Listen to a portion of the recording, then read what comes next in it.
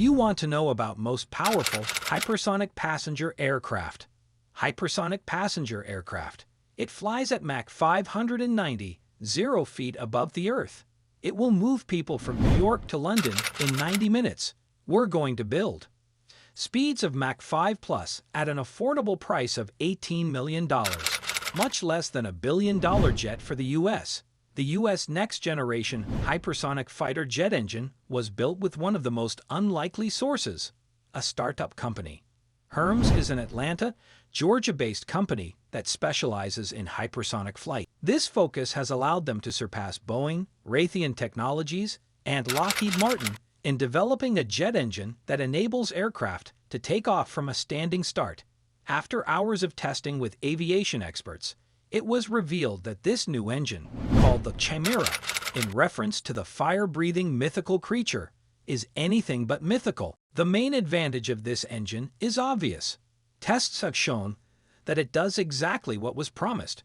Hermanus aims to power a hypersonic aircraft by 2020, which would be the biggest advance in this field in recent years. Hermes was developed in a record 21 months and at a record cost of $18 million, and is currently in the process of developing an operational hypersonic engine. By comparison, Lockheed Martin is working on a hypersonic jet called SR-72, which is based on the Blackbird. The cost of each unit is estimated at $1 billion.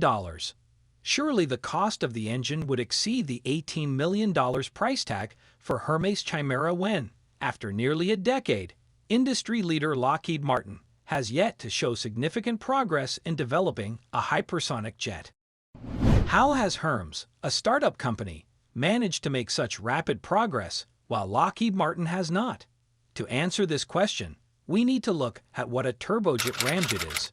Turbojet ramjet hypersonic flight is best achieved with a ramjet. However, ramjets cannot be used at lower speeds. They can only fly at Mach 3 to Mach 6. This is because a ramjet has no mechanical parts, no fan or compressor, and relies on air flowing in at high pressure. This air flows around the cone-shaped inlet, which contributes to compression. Essentially, ramjets generate thrust by igniting compressed air. This air is only available at high speeds, and is also the reason why these engines cannot be used for aircraft flying slower than Mach 3. However, the speed of all normal aircraft is far below this, so ramjet engines cannot be used in their propulsion systems. For this reason, they have to be combined with another type of engine, the turbojet engine. A turbojet engine, typically used in fighter jets today, has a fan that draws in air at arbitrary speeds and then compresses that air with a compressor. The compressed air is then mixed with fuel and ignited, much like a piston compresses the air-fuel mixture in a car. The ignited air-fuel mixture is pushed out the back of the engine as a drive and powers a turbine. This mechanical function of the blower, compressor, and turbine allows a turbojet engine to drive a jet from a standstill because the high-speed air needed to produce the compressed air is produced by the compressor itself. An interesting twist of fate is that a turbojet engine loses efficiency above a speed of Mach 3. As we recall, this is the same speed at which a ramjet begins to operate efficiently, as if it were made for the sky. So a turbojet and a ramjet must be combined to accelerate an aircraft from a standstill to a speed of Mach 5 or more.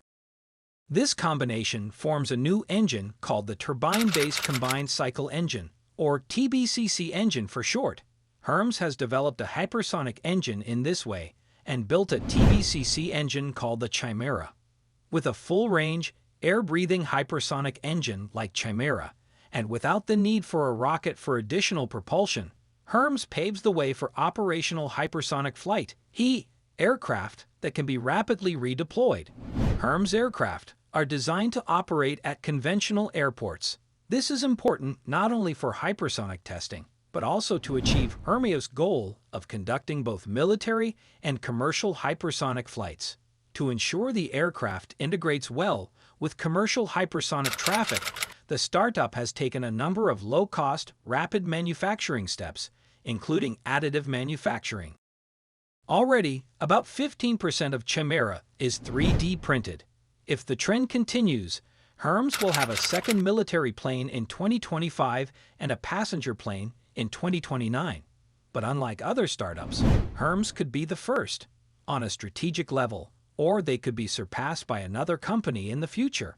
This is something Hermes is working on with its TBCC engine, and something others are working on with their hypersonic engines. Future hypersonic engines. There are several other approaches to hypersonic engine development, but the most notable of these are detonation and fusion engines.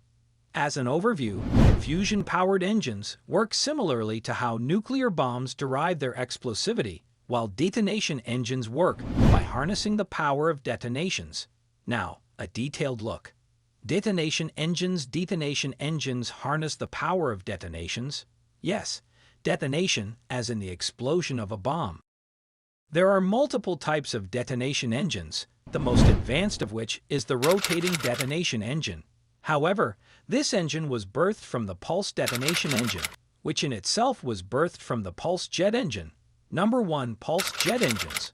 Pulse jet engines work by mixing air and fuel within a combustion chamber, and then igniting the mixture to fire out of a nozzle in rapid pulses rather than under consistent combustion, as is seen in jet engines today. The air and fuel mixture then burns away in deflagration steadily, peacefully, and with somewhat low energy, like a rapidly burning candle. Number 2. Pulse detonation engines. Pulse detonation engines use explosions rather than gentle deflagration, because detonation comes with significantly more energy and 20,000% faster shock waves than deflagration. This results in more thrust from the same amount of fuel and ultimately a system that propels a vehicle to speeds up to around Mach 5. Number 3. Rotating detonation engines. Instead of allowing the detonation shock wave to exit the tail of the aircraft as propulsion, the waves in rotating detonation engines move in a circular channel within the engine itself, essentially recycling the same thrust over and over again. Although additional fuel is added to recycle the thrust, much less fuel is required to do so.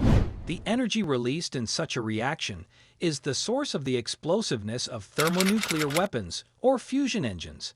Here they generate thrust, and massive amounts of it. Similarly, the Navy's aircraft carriers are powered by nuclear reactors.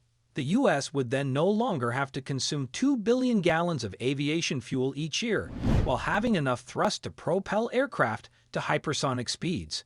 This is for today's video so far. Stay tuned and subscribe channel for more videos. Do not forget to give your opinion in comments section.